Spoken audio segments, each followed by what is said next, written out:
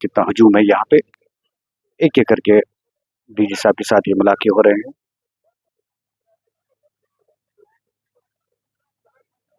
हर एक जगह पे या तो कुछ ट्रांसफर केसेस है या एंगेजमेंट ऑफ एसपीओज है या अदर ग्रीवेंसेस की बात करेंगे हम, या एसआरओ केसेस की बात करेंगे हम।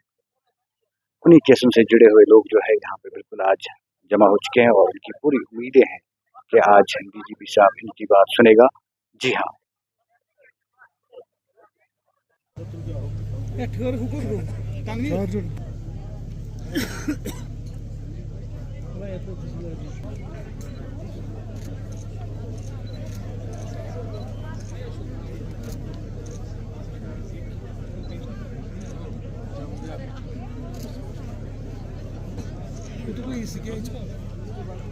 Sketch var bu da bu. Sir, imsas sketch. İmsas free. İmsas sen.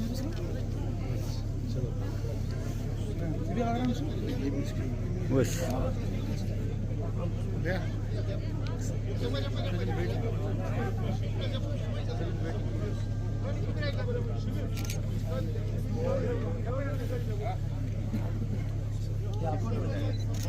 इसने खुद बनाया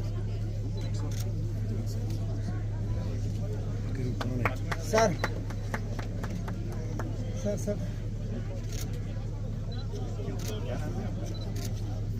सर सर सर यहाँ सर यहाँ से सर यहाँ से पे एक मिनट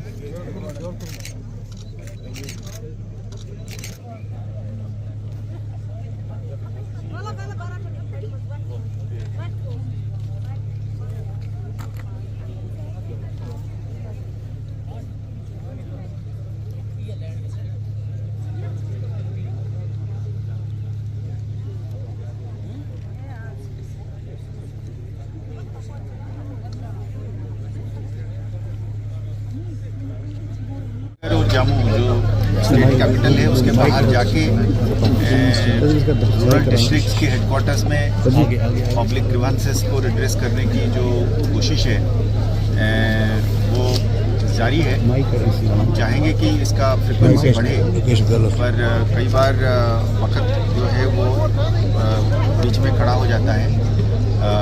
हम ये भी चाहते हैं कि इसकी फ्रिक्वेंसी बढ़े।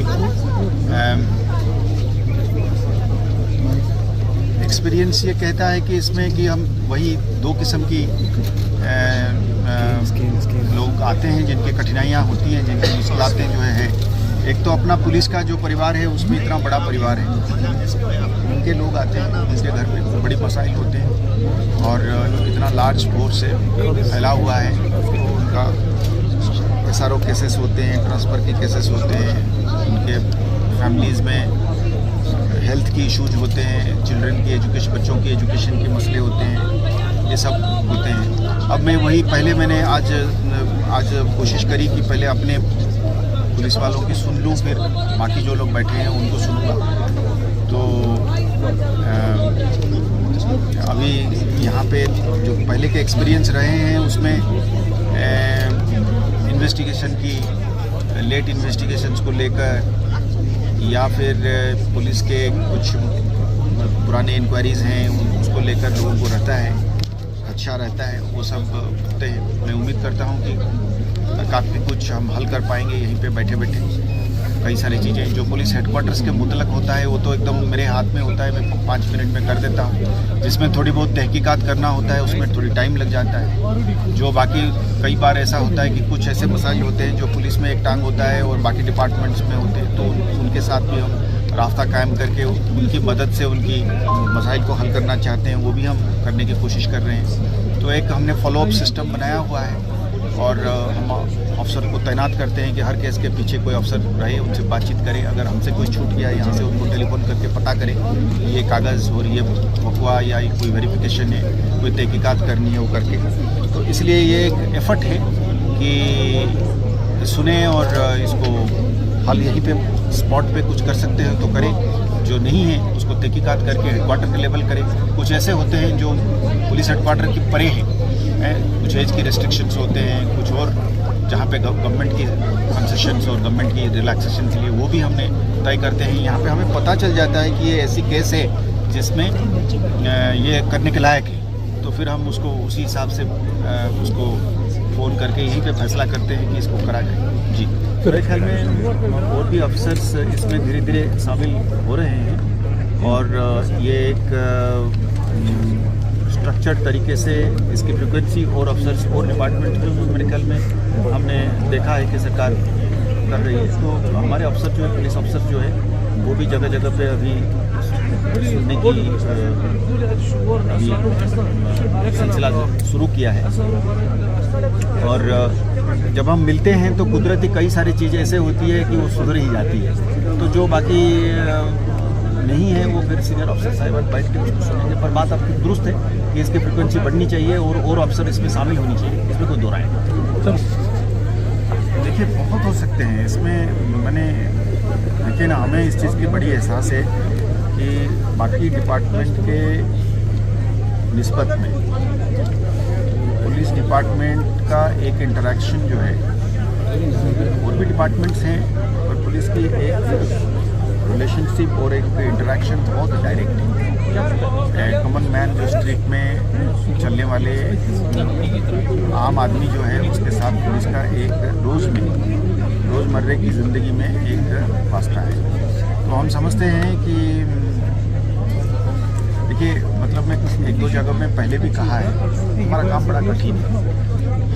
हमारा काम इसलिए कठिन है कि हम कुछ लोगों के साथ शक्ति करना पड़ता है, हमें बाकी लोगों को सहूलियत देने के लिए, उनको सुरक्षित रखने के लिए, उनकी हिफाजत के लिए हमें कुछ तो मतलब कठोर कदम उठाने पड़ते हैं, है ना। तो मान लीजिए कि कोई आके ये कहता है कि जनाब मेरा जो है मेरे साथ ठगी हो गई, मेरा इतने साल से मेरे ज़मीन कोई हड़प लिया है और पुलिस नहीं सुनवाई करती। जब आप करते हैं कार्रवाई तो किसी को तो थोड़ी सी चाबी लगानी पड़ती है, पुलिस का काम ही है चाबी लगाना। तो अब ये है कि चाबी नहीं लगाना, सही आदमी को सही वक्त पर सही तरीके से या कानूनी कार्रवाई करके इंसाफ देना, इसमें कुछ लोगों को तकलीफ होती है और कुछ लोगों को फ़ायदा, आम आदमी को और आम आवाम को सुरक्षित रखने के लिए, इंसाफ देने के लिए। तो उस सिलसिले में ये कठिन काम में जब कहीं किसी जगह पे वायलेंस एक स्ट्रक्चर्ड तरीके से हो जाता है, टेररिज्म और मिलिटेंसी फैल जाती है, पुलिस का काम और कठिन हो जाता है। तो उसकी वजह से 30 साल में एक माहौल पैदा हुआ।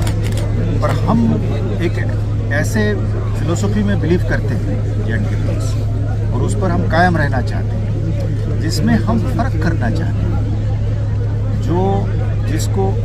जो गलत है उसके लिए भी हम ये फ़र्क करना चाहते हैं। जैसे मैं बार बार कहता हूँ कि ट्रैफिक एक्सीडेंट को हम मर्डर में तब्दील नहीं करना चाहते, मर्डर है ट्रैफिक एक्सीडेंट। तो हम इसको जो वापस आ सकता है उसके लिए भी हम गुंजाइश रखना चाहते हैं, दरवाज़ा खुला रखना चाहते हैं। हम कुछ चीज़ें ऐसे करते हैं जो पिछली पर्दे के पीछे जो हम अभी तक डिस्कस नहीं करे हैं, मौका आने पर हम वो भी करेंगे। हम तो ये चाहते हैं कि हमारे बच्चे जो है इसमें जा ही ना। हमारी तड़प रह रहा है कि साहब हमारे बच्चे, हमारे नौजवान किसी तरीके से बचे रहें, और चाहे वो नारकोटिक्स हो, चाहे वो टेररिज्म हो, वो इसमें ना पड़े। अब हम उसमें जा रहे हैं, और उसमें बाकी डिपार्टमेंट, सिविल सोसाइटी, मस्जिद के आलम साहिबान, उनके साथ मिलकर, गवर्नमेंट के बाकी डिपार्टमेंट के साथ मिलकर हमने ये ना ही हो उसके लिए हम कदम उठाना चाहते हैं।